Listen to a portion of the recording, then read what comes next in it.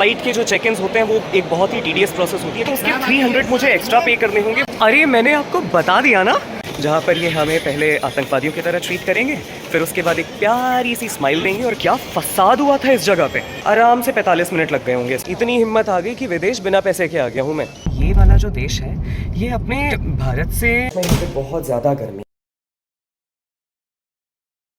सबसे पहले आप सभी को मेरा प्यार भरा नमस्कार। मेरा नाम है मनीष पांडे और मेरी यात्रा में आप सभी का बहुत बहुत स्वागत है भारत की राजधानी दिल्ली शहर से, और दिल्ली में भी इंदिरा गांधी अंतर्राष्ट्रीय एयरपोर्ट से। आज मैं आपके साथ अपनी ज़िंदगी का एक बहुत बड़ा सफ़र तय करने जा रहा हूं, तो आइए मेरे साथ इस सफ़र में शामिल हो जाइए। इस चैनल पर आपके साथ ये मेरी पहली उड़ान है, तो मैंने इस वीडियो में कोशिश की है आपकी पहली उड़ान को आसान बनाने की।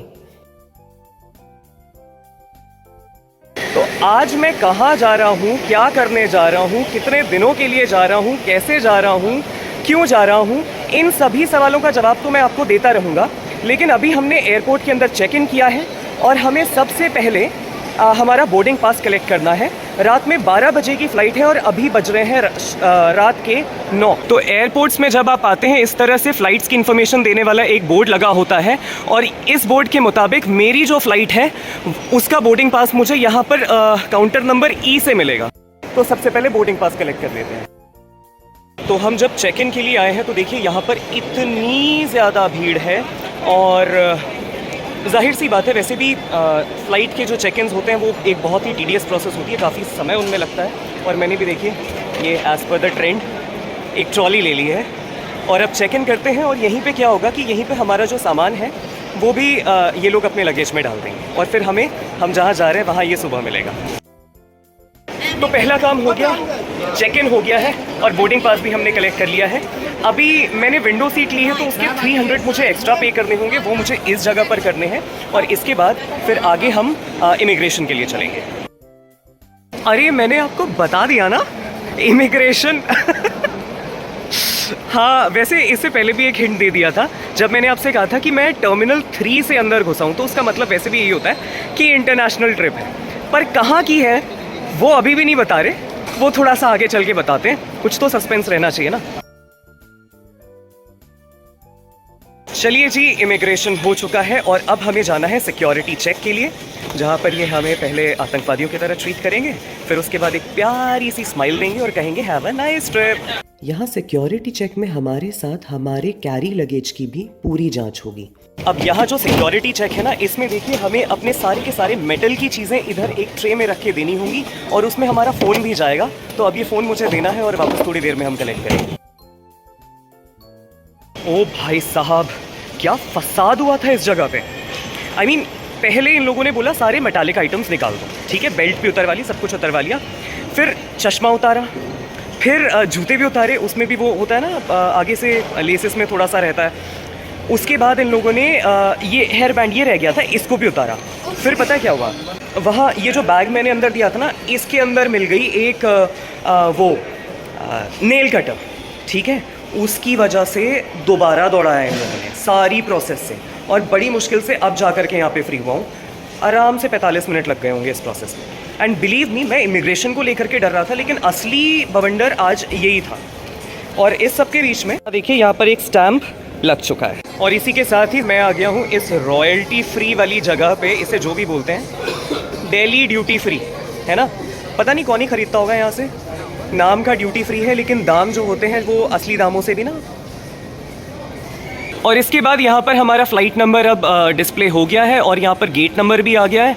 हमें उस गेट पर जा कर के हमारी फ़्लाइट का वेट करना है। यहाँ मेरे बोर्डिंग पास में भी लिखा हुआ है गेट नंबर 15।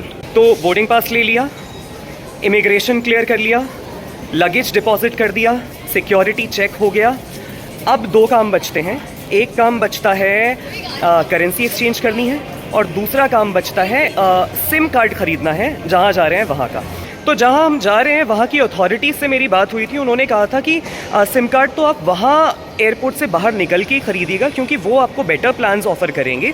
एयरपोर्ट में उतने अच्छे मिलते नहीं हैं, और क्योंकि मैं जिस कोलैबोरेटिव लिंक के थ्रू जा रहा हूँ उन लोगों ने भी मुझे कुछ सर्विसेज ऑफ़र की हैं। तो लेट्स सी, सिम कार्ड तो हम वहीं चल के ख़रीदेंगे, करेंसी थोड़ी बहुत एक्सचेंज करा लेते हैं।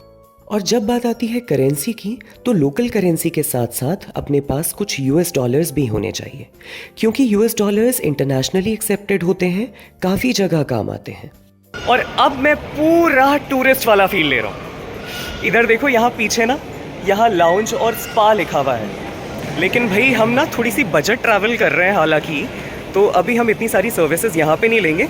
आगे जहाँ जा रहे हैं वहाँ तो भैया फिर इतने सारे दिनों का मज़ा है। तो एक नई चीज़ और पता चली है, इमिग्रेशन से पहले जितने भी काउंटर्स थे ना, ये फॉरेन एक्सचेंज वाले, वो हमें पैसे दे देंगे। लाइक हम लोग इंडियंस हैं और हम इंडिया से ही फ्लाई कर रहे हैं, तो वो बाहर वाले हम लोगों को पैसे दे देंगे। लेकिन अभी इधर अंदर आकर के अब करेंसी एक्सचेंज नहीं होगा। अब करेंसी एक्सचेंज वहीं होगा जहां हम जाएंगे, लैंड करेंगे, और उसके बाद डिपार्चर के पास में वो ऑप्शन होगा कि हम अपनी करेंसी एक्सचेंज कर सकते हैं। वैसे बब्बू कह रही है कि ड्यूटी फ्री में भी पता कर ले, वहाँ पे हो सकता है। लेकिन उसने ये कहा कि इंडियन करेंसी है, स्टैंडर्ड रेट अप्लाई होते हैं और किसी भी कंट्री पे बहुत आसानी से एक्सचेंज हो जाएगी। तो फिर अब वो लोड नहीं लेते, सीधा फ्लाइट बोर्ड करते हैं और उड़ते हैं।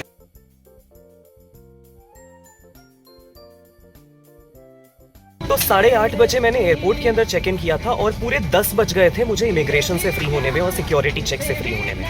उसके बाद कुछ समय वहाँ पर एयरपोर्ट में लॉन्च में वेट किया था, और उसके बाद अभी 11 बज रहे हैं और हमने आखिरकार हमारी फ़्लाइट बोर्ड कर ली है। और मुझे देखिए विंडो सीट मिली है 300 रुपये एक्स्ट्रा दे करके। और अब अगर मैं आपको बता दूँ तो हम जा रहे हैं वियतनाम, और वियतनाम में कहाँ जा रहे हैं वो अभी भी सरप्राइज नहीं देते हैं।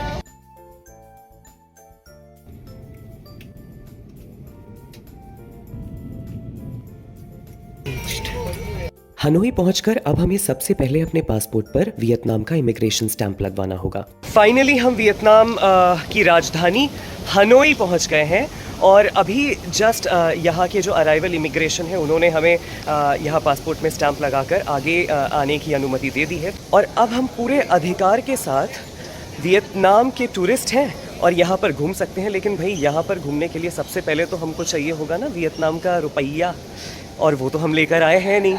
बताओ, इतनी हिम्मत आ गई कि विदेश बिना पैसे के आ गया हूँ मैं। तो अब सबसे पहले वो वाला काम हो जाए, यानी कि करेंसी एक्सचेंज करा ली जाए। और इधर हम इस बेल्ट के पास भी आ गए हैं जहाँ पर हमें हमारा लगेज मिलने वाला है। और मुझे ना मेरा बैग दिख गया था, हाँ ये रहा, आ गया है। ये भी एक चिंता थी कि सामान कहाँ पे मिलेगा, क्योंकि दे तो दिया था लेकिन ये नहीं पता था कि ये सामान कहाँ पर आएगा। पर कोई बात नहीं, अब लगेज भी मिल गया है। अब बस एक काम बचा है, करेंसी एक्सचेंज कराना, और फिर उसके बाद एयरपोर्ट से बाहर चलते हैं, यहाँ का सिम कार्ड लेते हैं और डायरेक्टली कैब बुक करते हैं उस जगह की जहाँ हमें जाना है।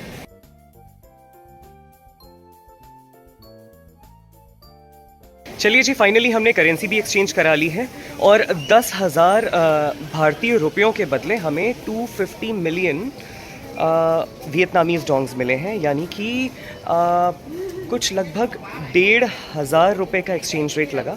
8,500 रुपये के हमको उतने लाख, 25 लाख के आसपास मिल गए हैं। चलिए जी, हमारी कैब भी आ चुकी है, और यहाँ पर ना देखो, राइट साइड ड्राइविंग नहीं है, यहाँ पर लेफ़्ट साइड ड्राइविंग है, and we have a driver Duke with अस।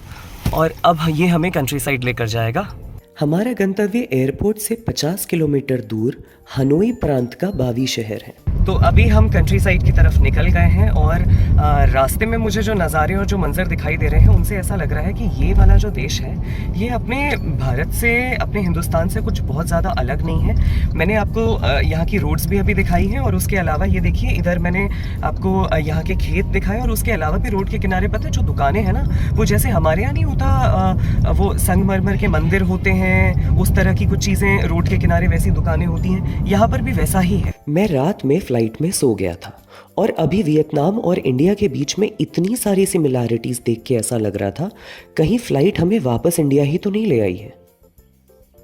आखिरकार हम हमारे गंतव्य तक पहुंच गए हैं, और यहाँ पर ना इंडिया के मुकाबले इतना ज़्यादा गर्म हो रहा है कि मैंने ये कोट उतार लिया है। कहाँ मैं सोच करके चला था कि भैया पूरा का पूरा जो वार्डरोब है मेरा वो गर्म कपड़ों से भरा है, और अभी अब चिंता है कि भाई कैसे काम होगा, पर देखते हैं।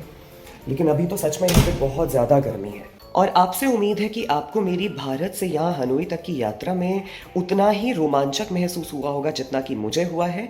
आई होप आपको वीडियो पसंद आई होगी। वीडियो में जो इन्फॉर्मेशन मैंने आपको दी है वो आपके लिए फ़ायदेमंद साबित हो। अगर आपको वीडियो पसंद आई है तो वीडियो को लाइक कीजिए, चैनल को सब्सक्राइब कीजिए और अपने दोस्तों के साथ शेयर कीजिए। मैं मनीष पांडे मिलता हूँ आपको एक नई यात्रा में, अब तो वियतनाम की बहुत सारी यात्राओं में। तो तब तक के लिए जय भारतवर्ष, जय देवभूमि उत्तराखंड।